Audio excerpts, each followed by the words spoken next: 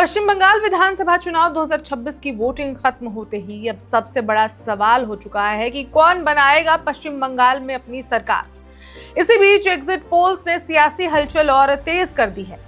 कुछ exit poll BJP की बढ़त दिखा रहे हैं तो कुछ टीएमसी को ही जीतता हुआ बता रहे हैं।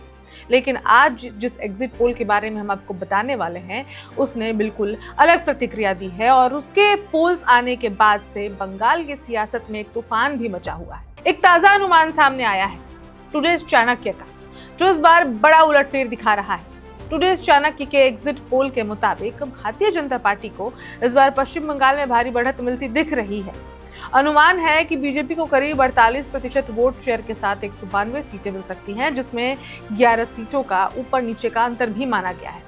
अगर ये आंकड़ा सही साबित होता है तो ये बंगाल की राजनीति में एक बड़ा बदलाव होगा।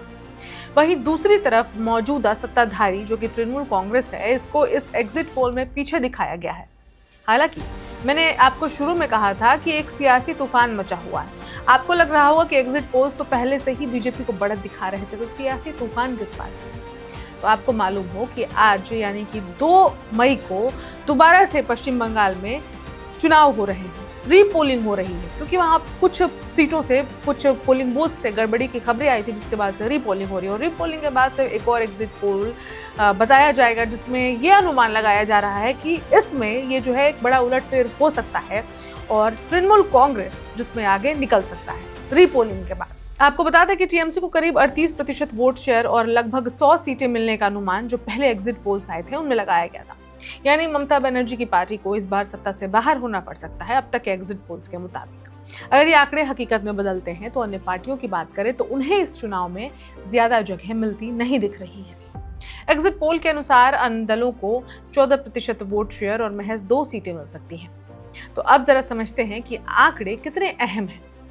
पश्चिम बंगाल विधानसभा में कुल 294 सीटें हैं और सरकार बनाने के लिए 148 सीटों का जादुई आंकड़ा पार करना जरूरी है।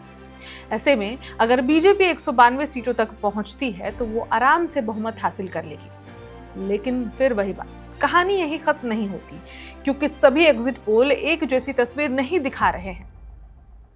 अब तक सामने आए अलग अलग एग्जिट पोल्स में मिले जुले नतीजे देखने को मिल रहे हैं। 6 प्रमुख एग्जिट पोल्स में से 4 बीजेपी को बढ़त दिखाते देख रहे हैं, लेकिन 2 एग्जिट पोल ऐसे भी हैं जो तृणमूल कांग्रेस की वापसी का दावा कर रहे हैं। यानी एक तरफ जहां कुछ एजेंसियां बीजेपी की सरकार बनती देख रही हैं, वहीं दूसरी तरफ कुछ का मानना है कि ममता बनर्जी एक बार फिर सत्ता में लौट सकती है। तो ये कंफ्यूजन क्यों है? विशेषज्ञों का मानना है कि इस बार बंगाल में मुकाबला बेहद करीबी रहा है। कई सीटों पर जीत हार का अंतर बहुत कम हो सकता है।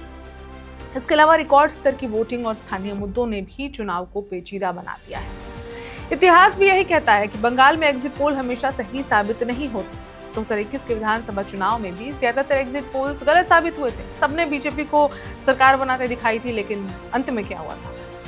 ममता बनर्जी की पार्टी तृणमूल कांग्रेस ने ही जीत हासिल की और सरकार भी बनाई, ममता बनर्जी सीएम भी बनी। तो उम्मीद से कहीं ज्यादा सीटें जीतकर उन्होंने सबको चौंका दिया था। इस बार भी वैसी स्थिति बनती दिख रही है, जहां आंकड़े कुछ और कह रहे हैं और जमीन पर माहौल कुछ और हो सकता है। लेकिन अब सबकी नजरें 4 मई पर टिक गई हैं। जब असली नतीजे सामने आएंगे तब ये साफ हो जाएगा कि एग्जिट पोल सही थे या फिर बंगाल एक बार फिर सबको चौंकाने वाला है।